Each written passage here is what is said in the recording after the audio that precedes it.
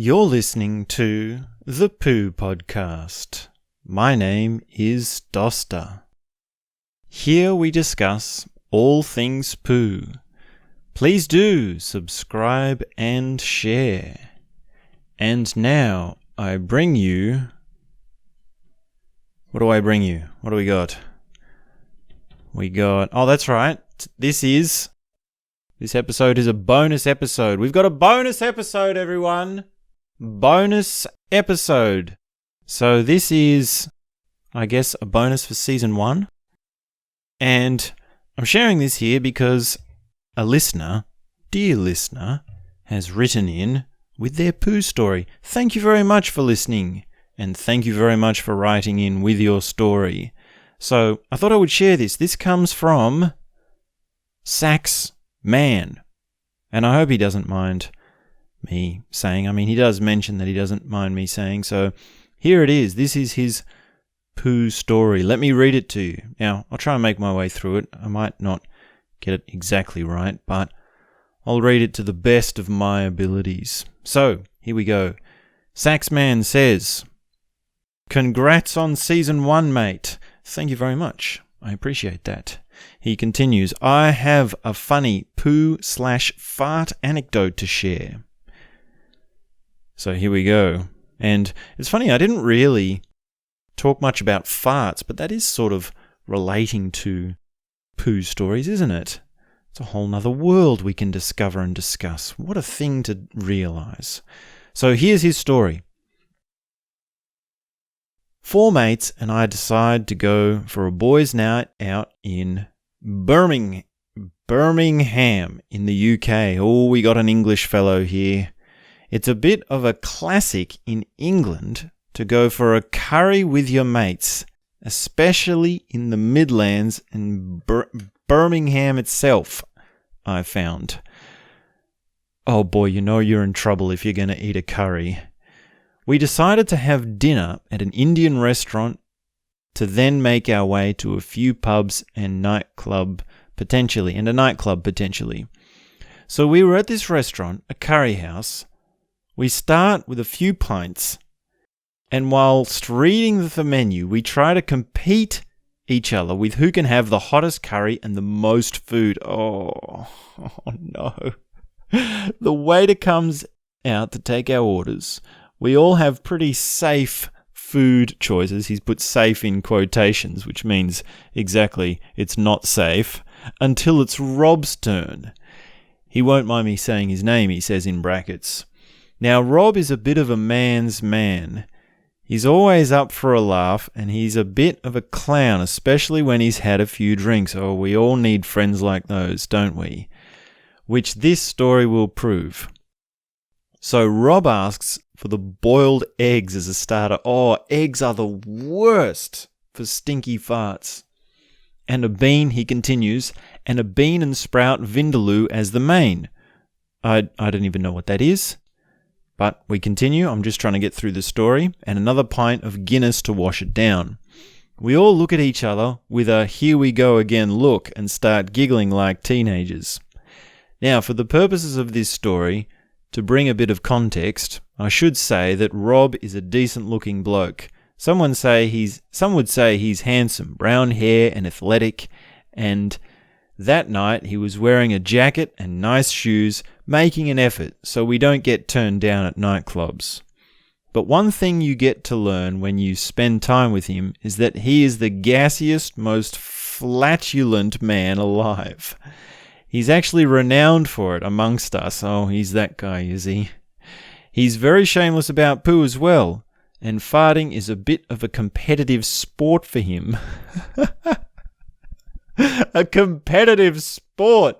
We've got a new competitive sport, ladies and gentlemen. Farting. So after we all finish eating, we call a taxi to get to a different area of Birmingham with pubs and a nightclub. Unfortunately, Rob's stomach was feeling the burn already, and he broke wind inside the taxi, forcing us all to roll down the windows in agony. It was the kind of smell that burns your eyes. Oh, we had drinks in a few pubs. In every single one of them, Rob would crop dust the entire place. It really sounded and smelled like he had to do a poo. Then came the nightclub. Oh, well, this is what the night's been moving towards, isn't it? We were all busting for a piss, so we went straight to the restroom. So we picked a urinal and unzip. While doing our business, Rob lets out the longest and loudest fart ever known to man at the urinal. It actually sounded like a balloon deflating. It was honestly like 30 seconds long. We all crack up laughing. But then Rob tells us he has to do a poo, so he locks himself up in a stall. I don't know why, but we all decided to stay there to tease him and listen to him. Oh, the poor guy. He absolutely destroyed the loo with farts, but couldn't hear any plopping yet, until he grunted and announced it. Here it comes, guys. It's a big one. And there was a huge splash. He didn't flush yet. We decided to look at this achievement. It probably was the biggest single log I have ever seen. It actually was sticking out of the water and covered the whole length of the bowl. He actually took pictures of it. Oh, man. You know you're proud when you're taking pictures of it. When he tried to flush, it just would not go down. He had clogged the toilet. Now that is an achievement, man. That is an achievement. And the monster stunk up the whole restroom. The rest of the night was stupid. We were actually renting a room in a hostel that night with 3 bunk beds. Unfortunately for our noses, Rob wasn't done with his farting, and he let rip constantly when we went to bed. One thing he does without fail every time we share a room and we turn off the lights, he sets fire to his farts. We always know it's coming, so he's treated us to fireworks that night. He put a lighter to his ass several times and lit up the room. So here it is. If you ever want to impress your friends by stinking up a taxi, clog a nightclub toilet with a big mighty poo, and set fire to your farts, all you have to do is order some pints of Guinness, eat hard-boiled eggs as a starter, with a bean and sprout vindaloo as main. Whoa. That is an epic poo story. What a night. That is a night, well, that's a night for the books, isn't it? That's a night for telling these stories. And thank you so much for sharing, Sax Man. You know, this is actually quite well written, you know. You've got suspense, you've got interest, you go into details, you've got character development, and you've got like a nice summary at the end. I myself, just quickly, I've never actually done that thing of lighting your farts on fire. I've never really figured that out. I mean, I've never really tried, but I know it's a thing. I think it was in a famous Ace Ventura movie, maybe?